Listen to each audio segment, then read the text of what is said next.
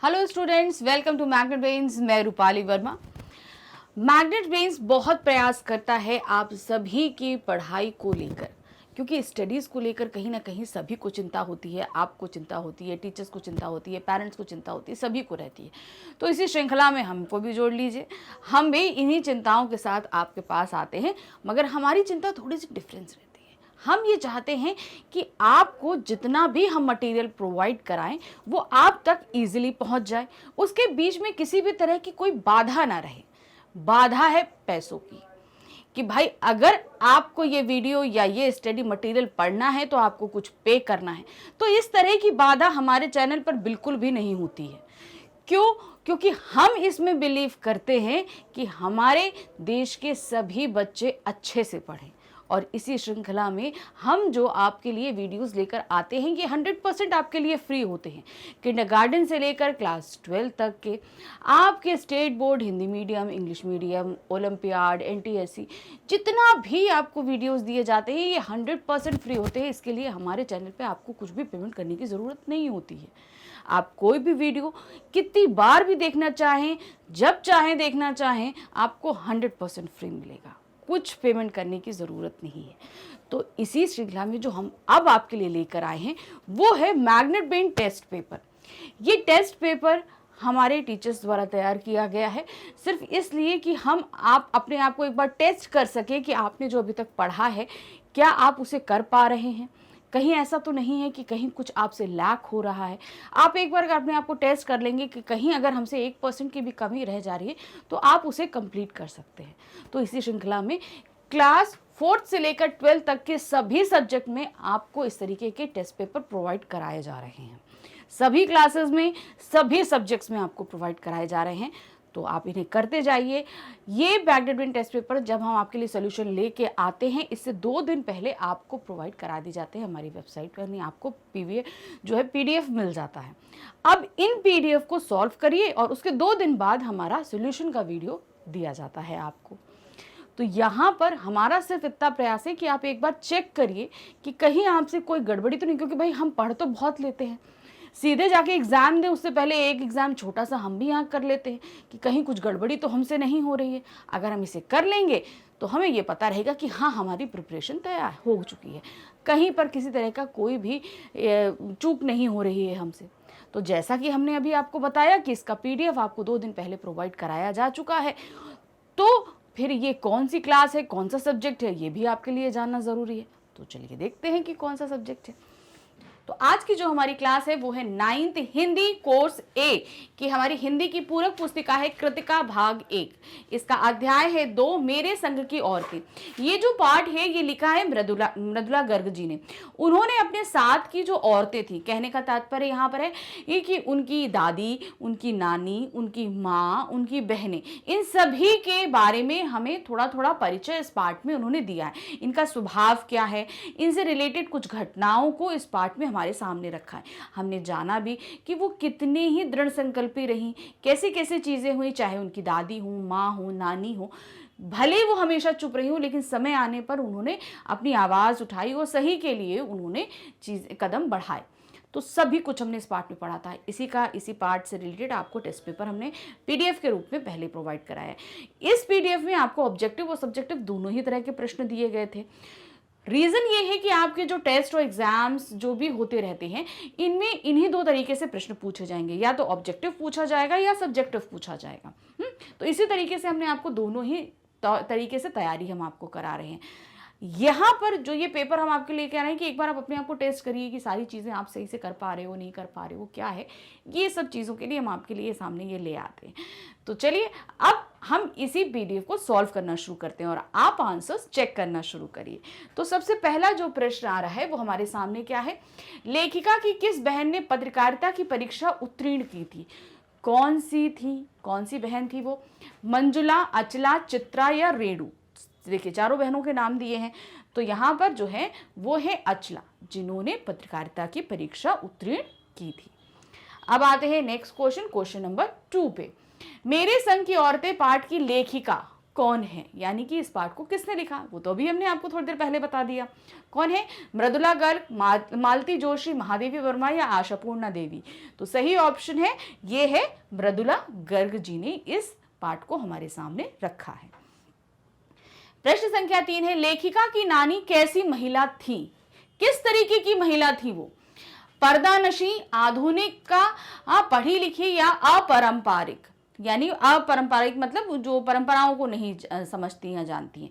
तो जैसा कि पाठ में दिया गया है कि वो एक पर्दानशी औरत थी, वो कभी भी एक दूसरे मर्दों यानी हस्बैंड को छोड़ के किसी और मर्द के सामने कभी भी बिना पर्दे के नहीं जाती थी, घूंघट उनके हमेशा रहता था। प्रश्न संख्या 4 है, लेखिका के नाना किस विश्वविद्यालय से डिग्री लेकर लौटे थे? कौन से विश्वविद्यालय से उन्होंने डिग्री ली थी? लंदन, ऑक्सफोर्ड, कैम्ब्रिज या बर्कले? तो उनकी सही ऑप्शन जो है वो उन्होंने ली थी कैम्ब्रिज यूनिवर्सिटी से। कैम्ब्रिज जो विश्वविद्यालय है वहां से उन्होंने वकालत किया था। प्रश्न संख्या 5 है, लेखिका की नानी अपनी बेटी के लिए कैसा वर चाहती थी?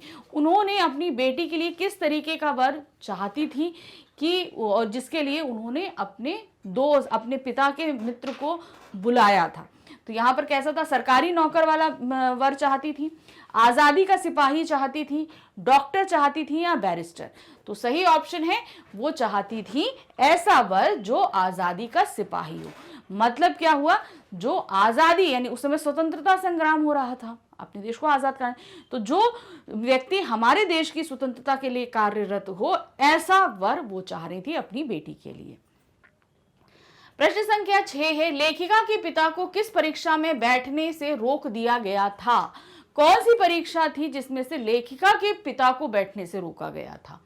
आईसीएस, आईआईटी, आईपीएस या आईएमएस? तो सही ऑप्शन है लेखिका के पिता को आईसीएस की जो परीक्षा थी उसमें बैठने से रोक दिया गया था। प्रश्न संख्या 7 है, लेखिका की मां का अधिकांश समय किस कार्य में बीतता था? लेखिका की मां यानी कि जिनका विवाह एक स्वतंत्रता के सिपाही से कराया गया था, उनका समय किस कार्य में ज्यादा बीतता था? खाना बनाने में, किताबें पढ़ने में, घूमने फिरने में या सजने संवरने में? तो सही ऑप्शन है उनका सारा वक्त जो है किताबें पढ़ने में व्यतीत होता था। उन्हें किताबें, वो घर के काम वगैरह नहीं करती थी, कपड़े भी ज़्यादा मतलब भारी नहीं पहनना, हल्की सिंपल सी साड़ी पहनना उनको पसंद था और हर वक्त वो किताबों में ही डूबी रहती थी।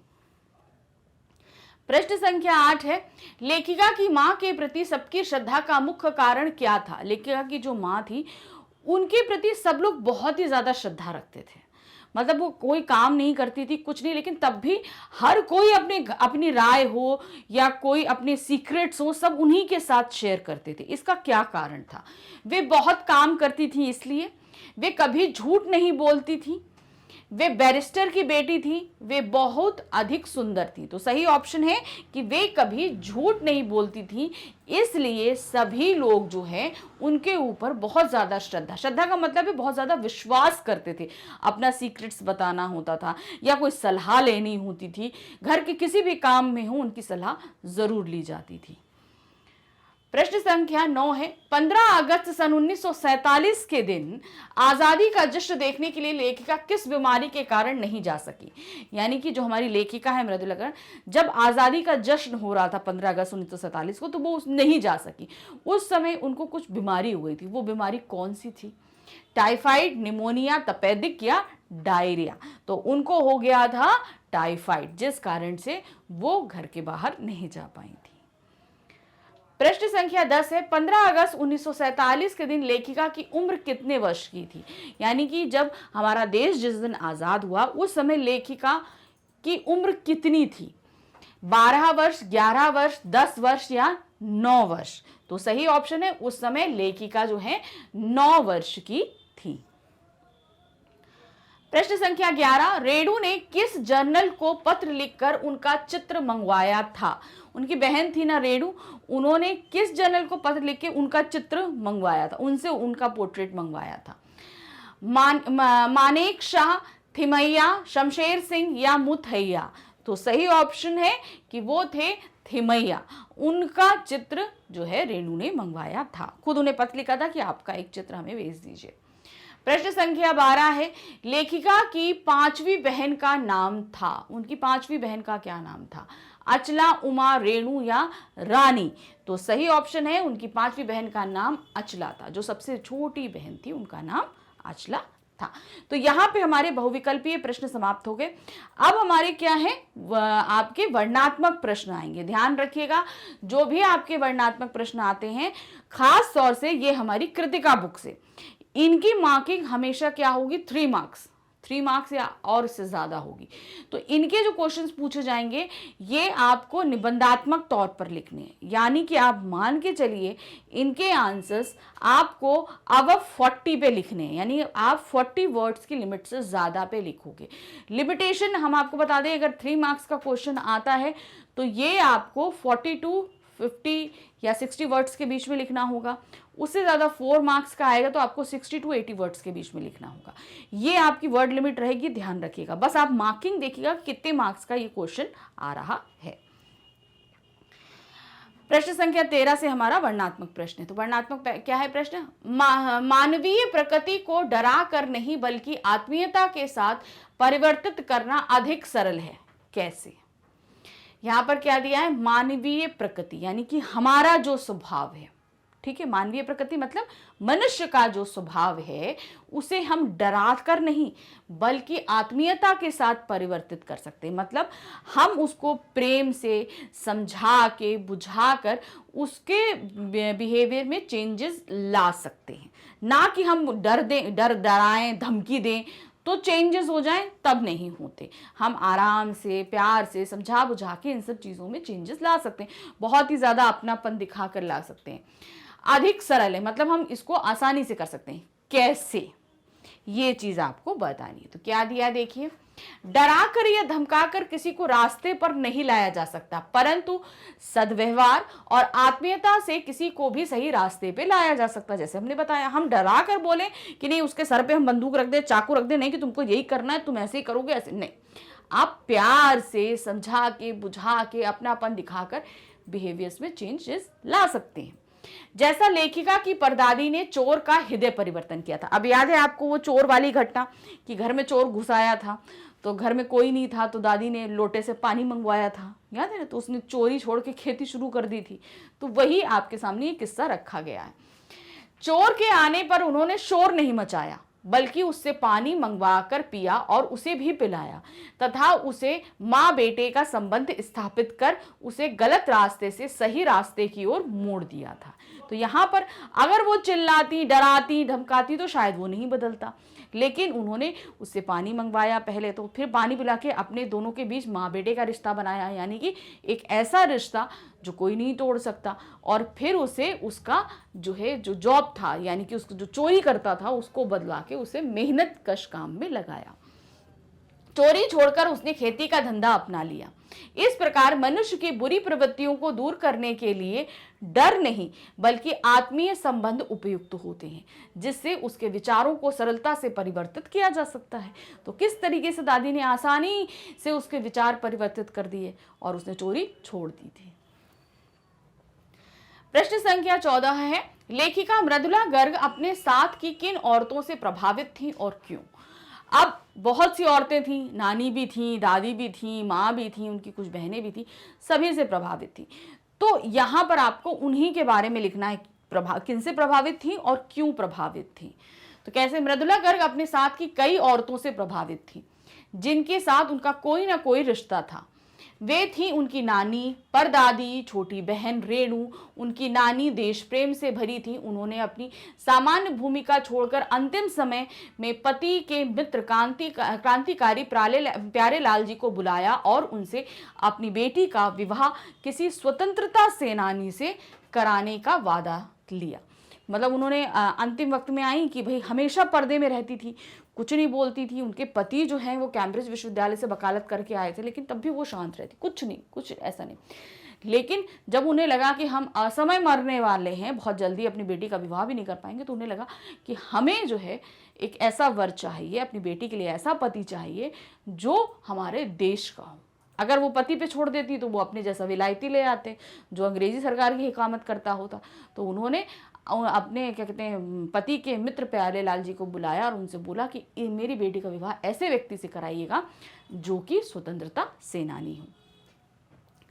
उनकी दादी ने भी लीक तोड़ते हुए लड़के के स्थान पर लड़की की कामना करके समाज के सामने अद्भुत उदाहरण प्रस्तुत किया, और बहन रेणु ने अपने नजरिए से जिंदगी को देखा, समझा और अकेले ही उसका आनंद लिया। इन सभी ने लेखिका के जीवन पर गहरा प्रभाव डाला। तो कहीं ना कहीं जो भी चीजें उनको प्रभावित कर रही थी उन्होंने इस पाठ में लिखी। तो आप बहुत सारी औरतों के बारे में लिखा, लेकिन नानी, दादी और माँ ज्यादा प्रभावित रहे तो आप उनके बारे में यहाँ पर लिखिएगा। प्रश्न संख्या 15 है, लेखिका के कार्य के प्रति दृढ़ निश्चय का प्रदर्शन इस पाठ में किया है। कार्य के प्रति सच्ची लगन एवं दृढ़ निश्चय का जीवन में क्या महत्व है।